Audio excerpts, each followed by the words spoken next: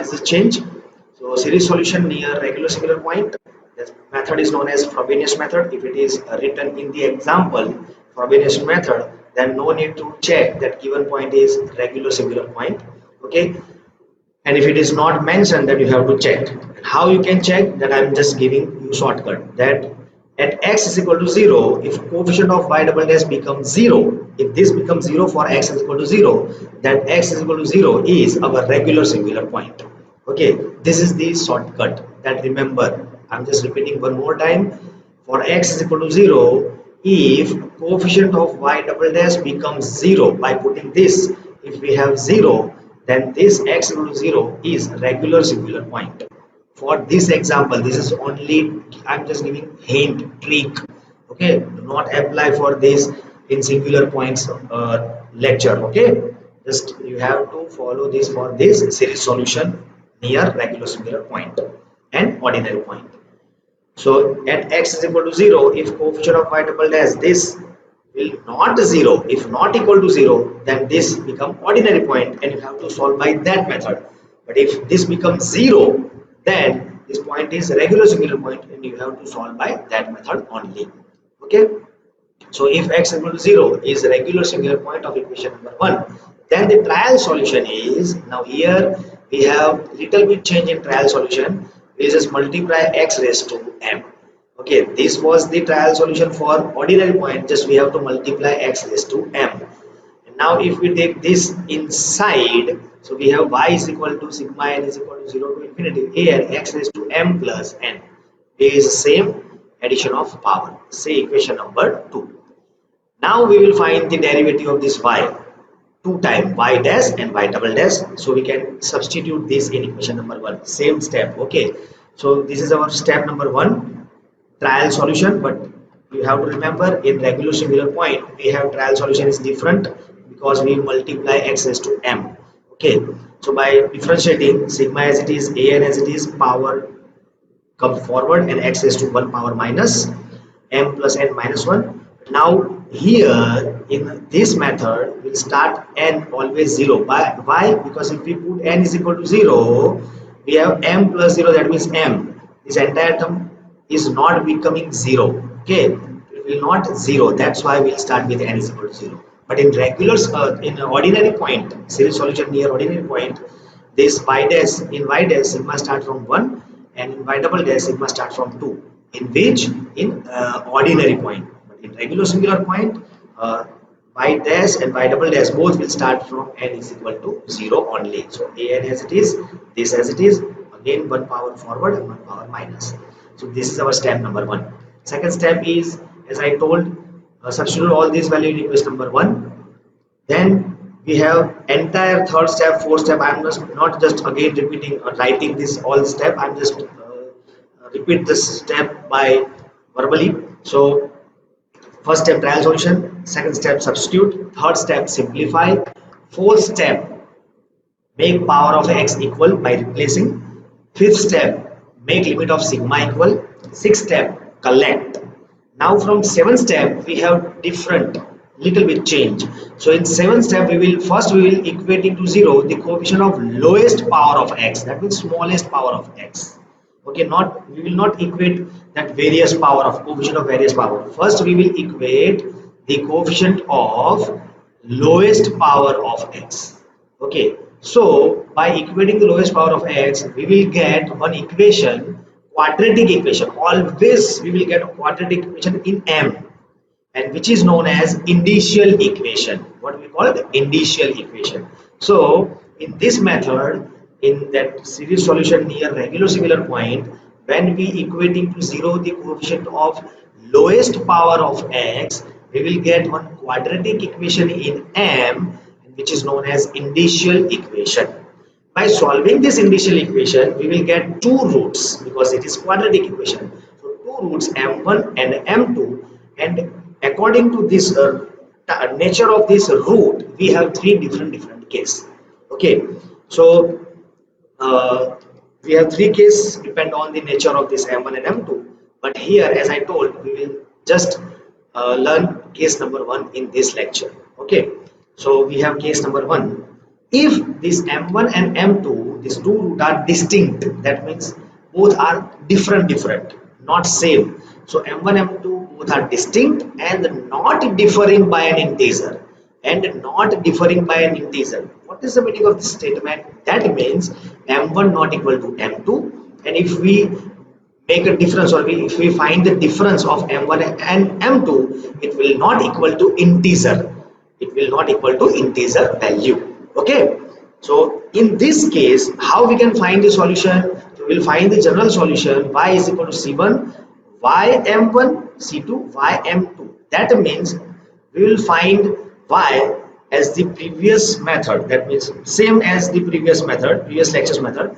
After getting y in term of m, we will put the value of m1, one root in this y, and second root in same y. We have two different y value, y1 and y2. We have two solution, y1 and y2, and we will put that two solution here, and we will get final general solution. Okay, this is the step. So to understand this step, we have to look at the example. Okay, so we have this example: 4x y double dash plus 2y dash plus y is equal to 0 by series method. Okay, it is already mentioned, series method. So first we will check the coefficient of y double dash becomes 0 for x is equal to 0 or not. So if we will put x is equal to 0, this becomes 0. So we can say that x is equal to 0 is our regular singular point. Okay, so we have x is equal to 0 is regular singular point. Now we know that if x equal to 0 is regular singular point, then we have the trial solution is given by this: y is equal to x to m, sigma n is equal to 0 to infinity a n x to n. We will give equation number 2, this equation. Okay, now take this with x, and we have power m plus n, y dash y double dash, as I told. So this is our step number 1, trial solution. Okay, write down the trial solution. Second step is substitute all these value in equation number 1, that means here. So we have 4x, value of y double dash is this. Now we have 2, value of y dash is this, and value of y is this. We'll put these three value in equation number 1. So we have this is our second step: 4x y double dash 2 y dash plus y. Now third step is simplify. That means 4 goes with this constant an, and x goes with this x. So we have m plus n minus 2 plus 1, because we have this x is to 1. So we have m plus n minus 1. Okay, similar way this 2 goes with this an, and this step as it is, and this is as it is. So we have, this is our third step. Okay, third step, this is our third step. This is our second step, substitute. Okay, this is our third, simplify. Now fourth, we have to make the power of x equal. So in first term we have x raised to m plus n minus 1. In second step we have x raised to m plus n minus 1, and in third step we have x raised to m plus n. So which is easy to convert. So this is the easy to convert, because we have these two equal. So we'll make this m plus n into m plus n minus 1. So we need to replace n only. So we'll replace n by n minus 1 in this equation, in the last term. So n replaced by n minus 1 in last term. You have to mention in which term you gonna replace. So we gonna replace in last term only. So first term and second term as it is, first and second as it is. In third term we have change. What will be the change? What is the change here? You can see we put n is equal to n minus 1. So n minus 1 is equal to 0. So n become 1. Here n become this n minus 1, and this power become m plus n minus 1. Okay, so this is our fourth step, make power of x equal, and we made it. Now we will make limit of sigma equal. So here sigma n is equal to 0, sigma n is equal to 0, and sigma n is equal to 1. So 1 is larger, so we will reduce this 0 to the 1. Okay, for that we will put n is equal to 0 in this, and we will write down this same sigma from n is equal to 1. Similar way, same concept for this step. As I told, if you did practice of that ordinary point example, okay, then you can understand this better. Otherwise it's difficult for you. Okay, so we have the same equation. I'm just writing again. This is our power of x equal. Now we'll make sigma equal. So put n is equal to 0. So 4 a0 this n0, so we have m, this n0, so we have m minus 1, this n0, so we have m minus 1, and this entire sigma is here starting from n is equal to 1. Okay, similar way, if we put n is equal to 0 in this, so we have 2 a0, this m, and x raised to m minus 1, and we'll start this sigma from n is equal to 1. So this is our step, and this third last as it is, because no need any change, we have n is equal to 1 already. So this step is sigma, limit of sigma equal.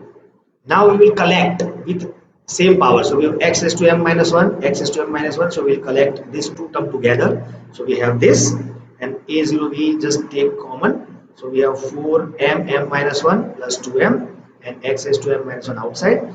And now from these three terms, sigma, sigma, sigma equal, we'll take common right hand side, and x raised to m plus n minus 1 will take on the right hand side. So we have this. Now this is our collect sixth step. Now from seventh step, as I told, we have to change our track. That means we have to just equate it to 0 the coefficient of lowest power of x. So here we have x raised to, we have 2, we have x raised to m minus 1, and we have x raised to m plus n minus 1. In this 2, we have this m minus 1 is smaller than this m plus n minus 1. Why? Because if we put n is equal to 1, 1 cancel, so we have x raised to m. So power x raised to m minus 1 is smaller. So we'll equating to 0 first this, and we'll find initial equation. And then after getting root and deciding that case, we will use this for various power of x. Okay. So we have equating to 0 the coefficient of smallest power of x. We have this, and this a0 should never become 0, must not be 0. So we'll take this equal to 0 only. Okay, and by simplifying this, we have this is called initial equation. By simplifying this also is called initial equation, which is quadratic equation. And by subtracting these two, we have this, and this is final our initial equation. Okay, now this is our quadratic equation. By solving this, we have this 2 factor, and we have m1 is equal to 0 and m2 is equal to 1 by 2. Okay, or you can say m1 this and m2 this. Now you can see or you observe this, these both are distinct. That means m1 not equal to m2, and if we make the difference m1 minus m2, we have minus 1 by 2. That means that is not integer. 1 by 2 is not integer, it is rational number. Okay, so this is our case 1. From here we can decide we have case 1, 2 or 3. Okay, but here we are just learning about the case 1, so I am just taking case 1 only. Now after just find out that which case is applied here, we will again equating to 0 the coefficient of various power of x, and in that we have only last that sigma coefficient. Okay, so we have this is equal to 0, and as I told in ordinary method also, we have to make subject an minus 1. So out of these three, which term we will make subject? So we will make subject an, because an is greater than this n minus 1. Okay, so we'll take an common from this, and this an minus 1 on the right hand side. So we have this, and by simplifying this, or we can take this common in the denominator. So if we take m plus n common, so m plus n common, so we have 4 multiply here plus 2. So 4 multiply with this and plus 2. By simplifying this, we have 4m plus 4n minus 2, because minus 4 plus 2. So this is our recurrence relation, and we will start this from n is equal to 1, because where we collected at that time we have sigma n is equal to 1 to infinity. Okay, so we'll start with n is equal to 1.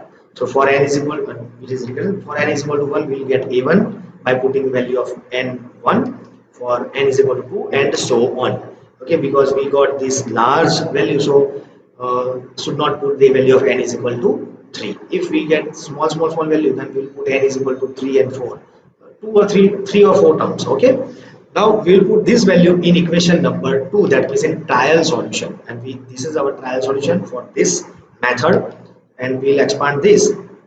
So we'll put the value of a1 and a2 here. So we have this, and by taking a0 common, we have this, and this is our equation number 3. This is our solution, one of the solution, because now we have to put the value of m, because in case 1, after getting this y, we will find two solutions. First solution for m1 and second solution for m2.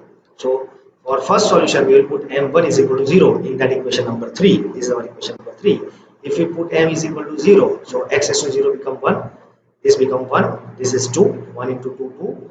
This is 1, 2, 2, 6 because m is 0, 0, 0, 0. Okay, so we have this answer and value of this is 1. So we have this is our first solution. Similar way, for second solution, we will put m2 is equal to 1 by 2. So if we put 1 by 2 here, so x is to 1 by 2, a0, 1 minus 1 by 2 plus 1. So 3 by 2 and 1 by 2 here. So 2 to cancel, 2, 2 plus 4. So by cancel out these 2, we have 6. Similar way, by putting the value of m 1 by 2 here, here, here and here, and by simplifying this we have this final answer 126. We already have 5. Okay, so this is our solution number 2. Now after getting solution number 1 and solution 2, we will find the general solution by putting this value in general solution. So what is the general solution? Y is equal to c1 y1 plus c2 y2 as I told. Okay, and y1 is the first solution for m1, y2 is the second solution for m2. So we will put here value of m y1 and y2. Now this c1 is also constant, a0 is also constant, and same way c2 and a0 is also constant. So by considering this as a one constant capital A and by considering these two we have capital B. So this is our final general solution where A and B are arbitrary constant. So this is our method for this Frobenius method, or we can say that series solution near regular singular point. Okay, for that as I told, you have to remember only the steps. Okay, same step, but first of all you have to check that coefficient of y double dash is 0 or not at x is equal to 0. Always in our syllabus we have x is equal to 0 is the only point we will check. So if we put x is equal to 0 in coefficient of y double dash and it becomes 0, then x is equal to 0 is our regular singular point. For that we have trial solution that you already see that x is to m we will multiply. Okay, then we will find y dash y double dash. Always start from sigma n is equal to 0. So first trial solution, then substitute, then simplify, make power of x equal, make limit of sigma equal, collect. These are the common step as previous lecture, and then equating to 0 the coefficient of smallest power of x gives us the initial equation. From that we will find the roots, and according the nature of the roots we will decide that we have case 1, 2 or 3. So in case 2 and 3 all the steps are same, no change at all, just we have the change after deciding case 1, 2 or 3. Okay, so in next lecture if you want to understand case 2 and case 3 better, because the case 2 and 3 little bit complicated after that y. Okay, first equation number 3, equation number 3, that y, same process but after that y we have changes in solution y1 and y2. Okay, so please again I am just requesting is try to solve this example. Before this Frobenius method you have to solve ordinary point solution. Okay, so you will understand this method better, and after understanding this method better you will understand next two method better. So thank you for today's lecture. We will see you soon in the next lecture of this Frobenius method case 2. Thank you.